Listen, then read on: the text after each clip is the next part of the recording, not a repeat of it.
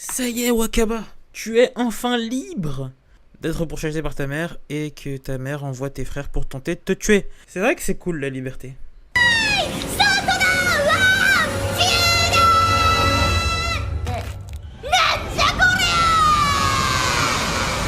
Salut, c'est Fat Black et aujourd'hui review de l'épisode 13 de So I'm a Spider So What. Un épisode plutôt sympathique. Un épisode qui selon moi se divise en 3-4 parties. La première partie serait la sortie tout simplement de Wakaba de la grotte de Elroé. La seconde serait le moment où on voit un conseil s'établir du côté humain 15 ans dans l'avenir quant à l'attaque des démons qui a été faite sur leur territoire. Et la dernière serait l'assaut lancé par Mother sur Wakaba. Et donc, que dire de cet épisode ? La première partie était plutôt sympathique puisque dans cette dernière, on a pu assister à l'apparition du nouvel opening qui était plutôt riche en informations, je pense. On a pu, ne serait-ce que dans cette OP, voir la nouvelle apparence de Faye et voir un petit peu les nouvelles apparences de pas mal de persos, je dirais. Que ce soit Yamada, Hugo, etc. Qui n'ont pas forcément changé énormément, mais voilà, on voit qu'Yamada il s'est fait une team, ou une partie. Et ouais, on voit pas mal d'avancées. Et dans cet opening, on voit quelque chose qui, moi personnellement, continue de me convaincre que Wakaba est white. C'est tout simplement que dans cet opening, on voit Wakaba se battre contre la reine des démons. Du coup,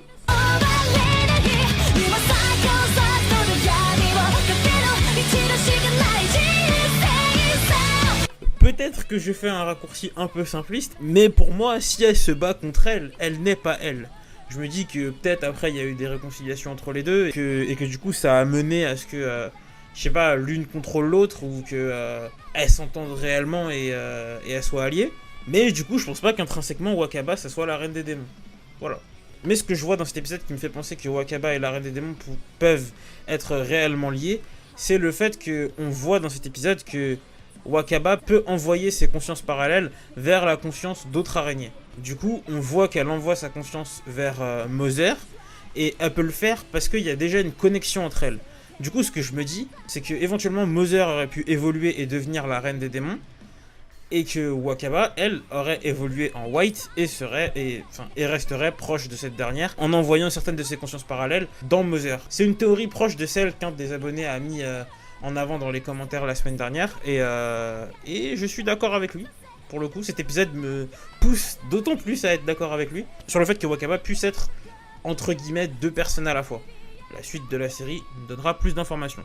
D'ailleurs, concernant son évolution, on apprend du coup que c'est une compétence arachnée qui lui permettra d'évoluer et c'est une compétence qu'elle veut XP pour pouvoir le faire et du coup il me tarde que tu y arrives, Wakaba. Il me tarde que tu y arrives. Je pense que ça arrivera dans le milieu de la deuxième partie ou alors à la fin de la deuxième partie en mode ça y est, vous l'aviez tant attendu, nous vous l'offrons.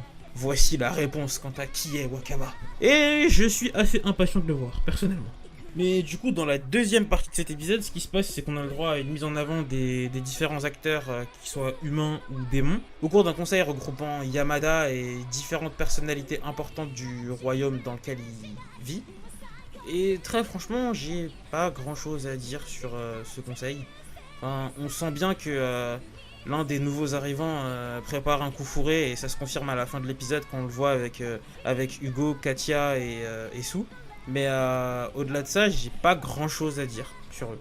Et du coup, la troisième partie de l'épisode se refocalise sur Wakaba. Dans la première partie, on avait vu que Mother, ou la Mother Taratect, voulait que Wakaba revienne dans la grotte d'Elroé.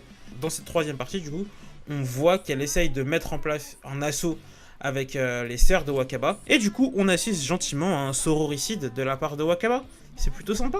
On la voit tuer assez rapidement la majeure partie de ses sœurs. Et en plat de résistance, on la voit tuer une Arc Taratect et 3 Greater Taratect, je crois. Quelque chose comme ça.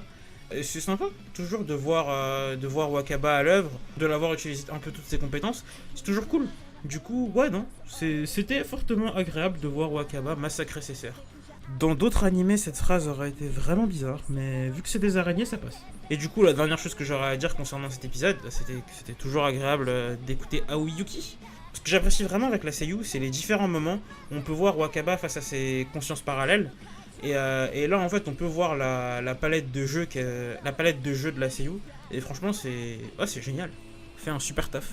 je kiffe. Du coup voilà, review qui n'est pas très longue, mais il n'y avait pas grand chose selon moi à dire sur cet épisode. Ou alors ce que j'aurais pu davantage développer, c'est l'opening, mais j'ai pas eu envie de le disséquer en vrai pour cette review. Je pense que je l'observerai un peu plus dans les détails dans les prochains épisodes.